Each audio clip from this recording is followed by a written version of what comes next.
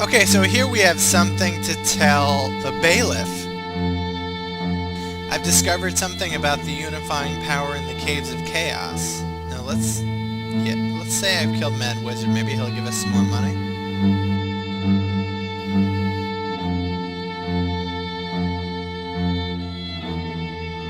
Another 300 gold. That's obviously a bug.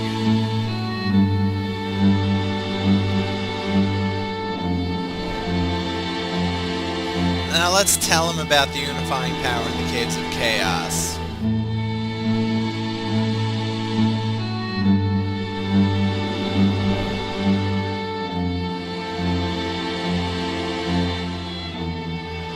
Tell him about the mark. I'm not sure what the mark is. Oh, a branding system of marks. Well, that's smart, and smart leadership is what we feared. The Castellan will want to hear this straight away, and reward you with a revel. Sounds good, what do I do? Drop by the inner gate and see the sergeant, and tell him Dren sent you. He'll take care of the rest. Okay, let's do that. Yes. I'll be back when I do that.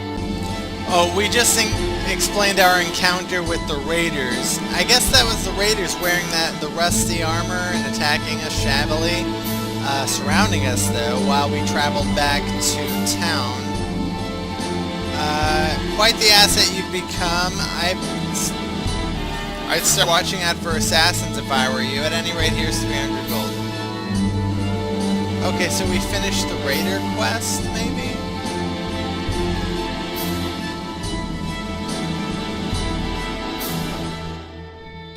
Yeah, Raiders of the Southern Forest is finished.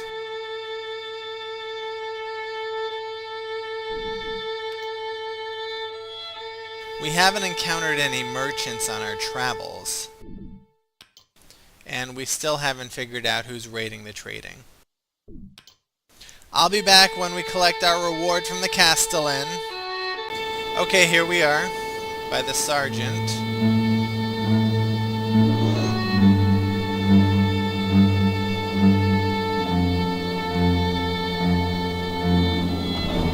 I'm here for dinner with the Castellan the bailiff sent me. Oh, I've been expecting you. Go on in, and if I may give you some advice, mind your manners around his nibs. The Castellan nay suffers fools gladly, nor twice.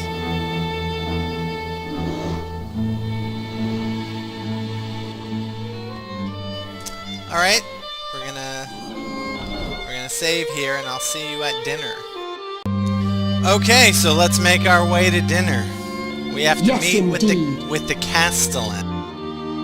I think that means the head of the whole shebang. At least the military.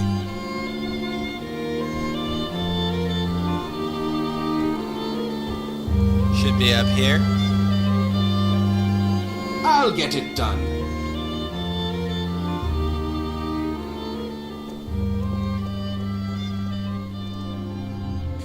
The doors are open and awaiting us. There appears to be some kind of assemblage. That's the Castellan. It's a guard officer, regimental officer,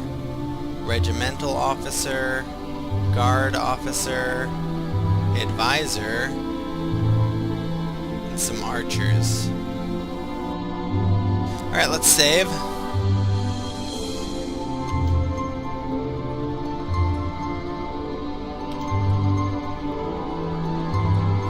And let's pick someone to dialogue, because this scene is dialogue heavy and we have to make some choices. So who has the best social skills?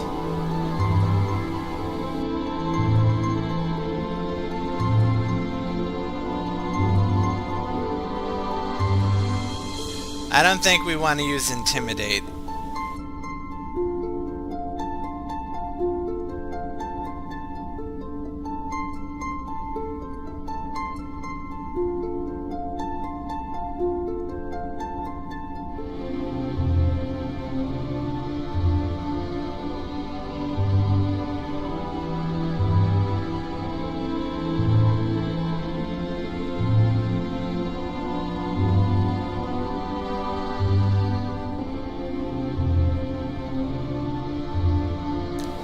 we didn't really, it doesn't matter who we choose, but we might as well give our warrior will represent us, and Hedgegar, and he will get a little buff with a Wand of Eagle Splendor. Yes, indeed.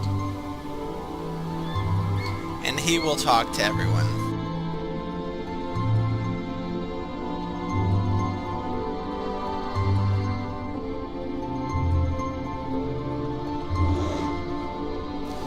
Oh shit, a fucking bug.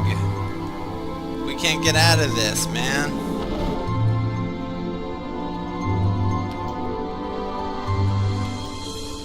That's the last time I talked to the guard officer. Alright, I'll be back when I straighten this out. Okay, so we are here talking with the Castellan. Greetings, Hedgegar. You know my name. And that's all he has to say. What can I do for you? Never mind. Let's speak to his advisor.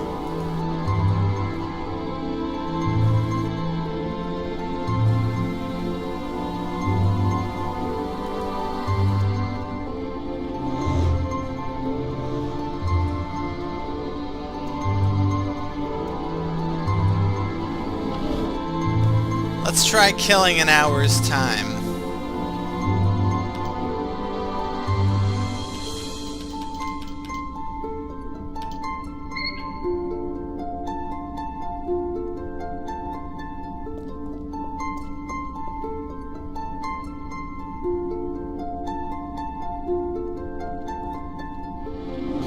Okay, Therese has something to say. She's listed as advisor. She looks like a lady elf. You see an officious-looking elven lady whose manner suggests an age far beyond her youthful looks. She smiles at you in a perfunctory way and says, "Well met, Hedgegar. I'm Therese, the Castellan's advisor. Congratulations on being invited to this revel. It is a great honor." Hello. She smiles again in a faintly disinterested way. Then, clearly to make conversation, says, "So Hedgegar, have you met any of the other elves here at the keep?" "Just Jeffrey." She smiles enigmatically. "Of course, Jeffrey. I do try to catch up with him occasionally. How is he?" "He's fine." "Good. We're very different, but I do enjoy our chats when we do meet. He's quite the wit." She smiles at some memory and goes back to her plate. You see a noble dwarf whose bearing and insignia suggest a senior officer. "Well met, Hedgegar. I am Durak, captain of the guard. I must say we've had a very few adventurers who have merited dinner with the Castellan. It is a signal honor, and likewise an honor for me to meet such a brave and resourceful fellow." "You're too kind. So tell me, what brings you to the Borderlands?"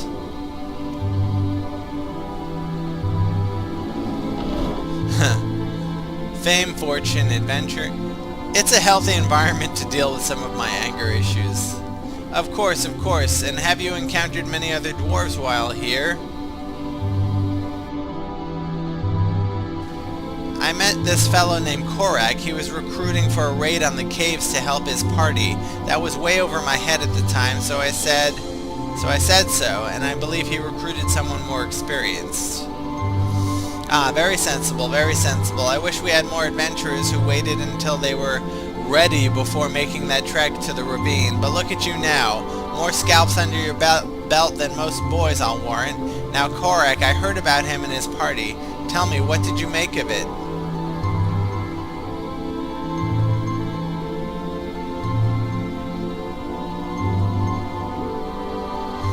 Dwarves have a right to protect their ancestral homelands, and the damn monsters shouldn't stand in their way. "I'll drink to that." He drains a mug noisily before turning to the person on his other side and starting another conversation. The main course is brought out to many oohs and ahs. Dig in. As you begin to eat the main course with gusto, you see the Castellan himself smiling at you. It's good to see someone enjoying their food.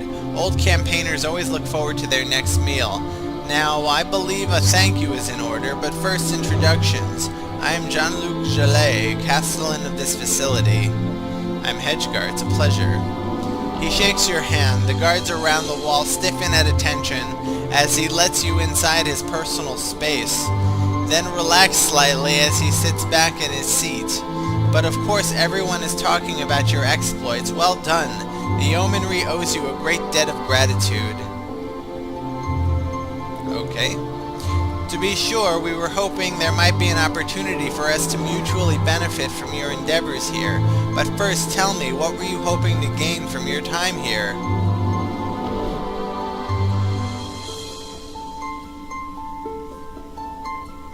This may sound corny, but I wanted to do my part to throw back the darkness of chaos and advance civilization in the region. I see. Well, thank you for what I judge to be an honest answer. As you are talking, Therese goes very still and appears to be concentrating on something that no one else can see. She suddenly stands and says to the Castellan, "Please excuse me, my lord, I just received word of something urgent. I must depart." She doesn't wait for a reply, but bows and turns to leave. The Castellan, who stood when Therese left the table, sits back down. He gestures for dessert to be served. Ask for a sweet wine to be served with the dessert. A nice semillon, perhaps, or a liqueur. The Castellan eyebrows raises fractionally and he says, "I'll leave all such things to the captain here. Please excuse me, I have affairs of state to deal with." And with that he gets up to leave.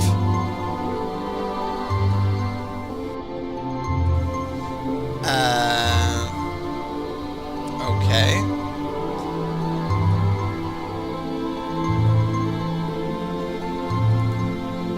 A number of guardsmen appear around you with, well, military precision, and you are escorted out. Well, that's that then.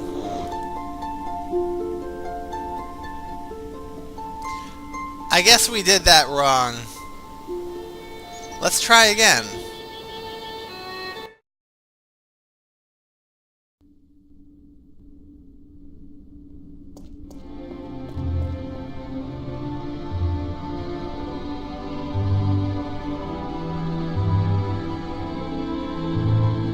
Let's try it with Snake this time. Snake is an elf, so if he speaks to Therese, who is also an elf...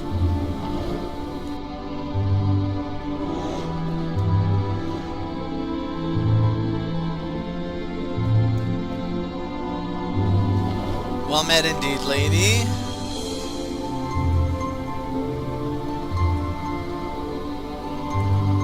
Oh.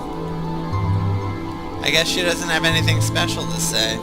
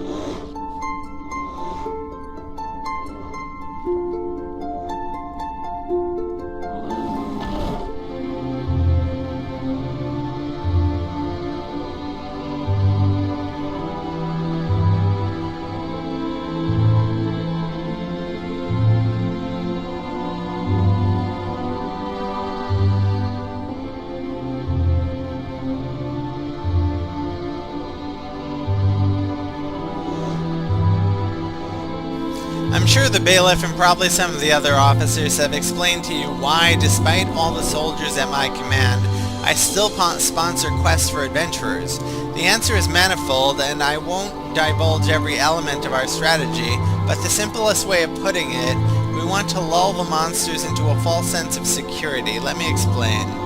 We are on the frontier here, behind us the civilized land of the yeomanry, before us chaos and lawlessness, where monsters hold sway. Between a road, an important trade route between where caravans bring the riches of foreign lands to our markets. Our main job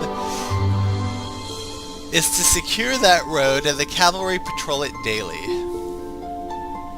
Now, were we to simply hunt down and eradicate every monster within a day's march, root out every nest as it were, we might have respite for a while, but such an area will always attract monsters, and if we kill all the, shall we say, dumb ones, the tribes of brutal humanoids in the caves for instance, then there is reason to fear that smart ones will take their place.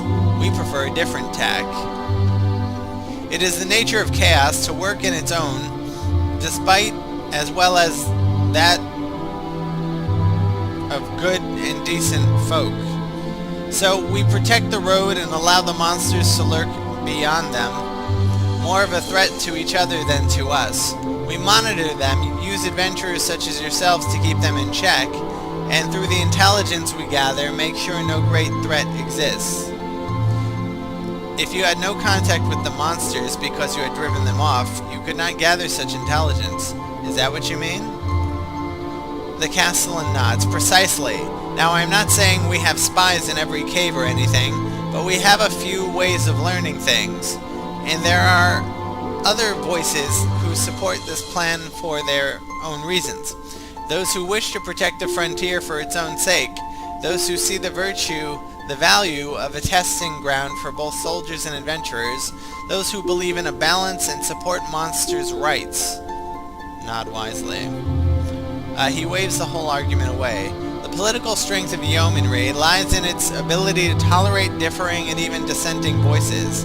And as I said, I will not discuss the intricacies of our strategic thinking now. What I do wish to discuss with you is a new threat that has emerged to the keep.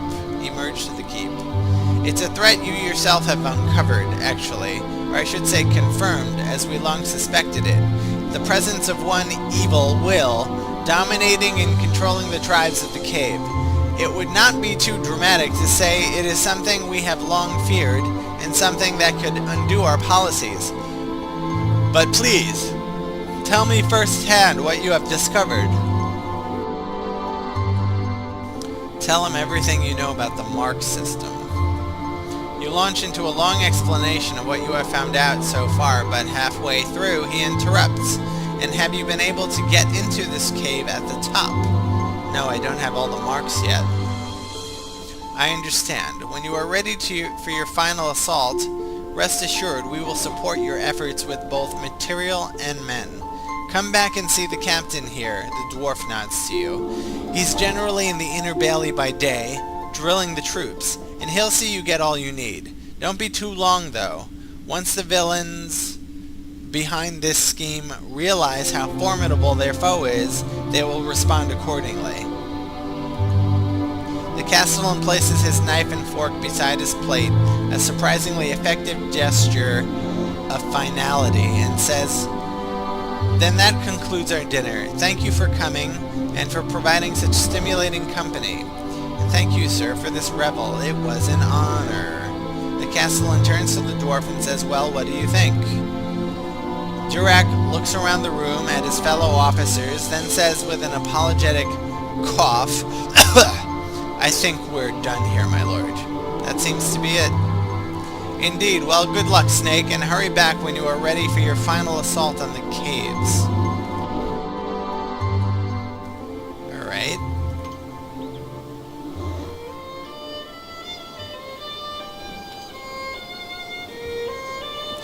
I wonder if they fed our bear.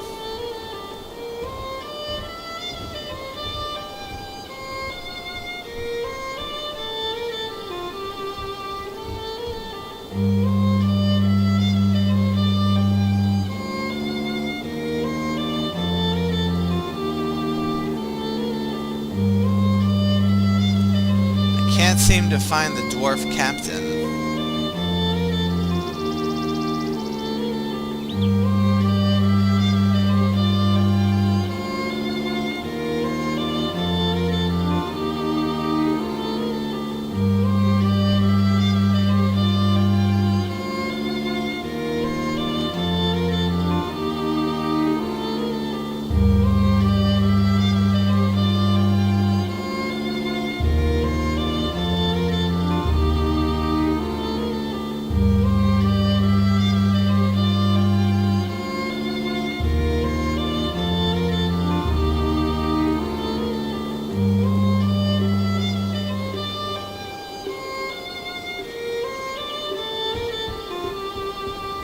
I can do this.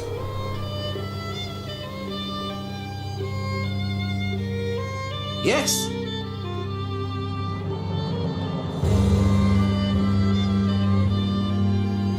Okay, I'm gonna rest and come back, try to see the dwarf. I'll see you soon.